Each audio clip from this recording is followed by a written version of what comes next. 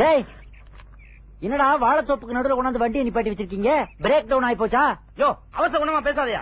இப்பதான் வண்டி புதுசா வாங்கிருக்கோம், நல்லா ஓடணும்னு பூஜை பண்றோம். டேய் வண்டி ஓடணும்னா பூஜை போடக்கூடாதுடா, சாவி போடணும், வண்டியில டீசல் போடணும். பூஜை எல்லாம் போட்டா ஓடாதுடா. இவன் கிட்ட நமக்கு என்னடா பேச்சு? அத குடு, சங்கு சாங்கியத்தை பண்ணுவோம். அது என்னடா சங்கு சாங்கியம்? ஒரு கருப்பு கயித்துல சங்க கட்டி அத வண்டி முன்னாடி கட்டுவோம். ஏண்டா மாட்டுக்கழுத்துல தான் கட்டுவீங்க, அத கூட நீங்க கட்டுறீங்க, எதுக்கு இதெல்லாம்? வண்டி நிக்காம நல்லபடியா ஓடணும்ல, அதுக்குத்தான். அட பாவிகளா, டேய் நீங்க வண்டியை நிறுத்தாம ஓட்டுற லட்சணம் தான் எங்களுக்கு தெரியுமேடா. திருநெல்வேலியில ஆரம்பிச்சு மதுரை, திருச்சி, விழுப்புரம், செங்கல்பட்டு, தாம்பரம் வரைக்கும் உங்க அக்கப்பூர் தாங்க முடியலையடா.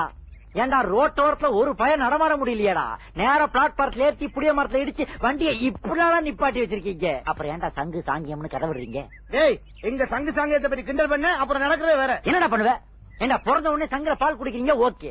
செத்துட்டாக்க பாடியை கொண்டே போச்சுட்டு பாலை ஊத்திட்டு அப்புறம் சங்கு ஊதுறீங்க, ஓகே. இந்த இடப்பட்ட கேப்லயாவது இந்த சங்கு கொஞ்சம் ரெஸ்ட் கொடுத்து தொலைங்களேண்டா, அதை கொண்டாந்து லாரி முன்னாடி கட்டுறீங்க. ஏண்டா நம்ம சங்கு சாங்கியத்தை பத்தி ஒருத்தர் கிண்டல் பண்ணிட்டு இருக்கான், நீ பல்ல காட்டி சிரிக்கேடா. ஏண்டா நீ எல்லாம் ஒரு பங்காளியாடா சாவு. ஐயோ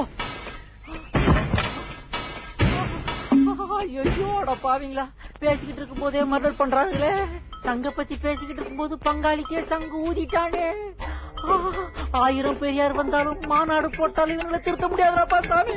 அட பங்காளி அவசரப்பட்டு செத்துட்டியடா.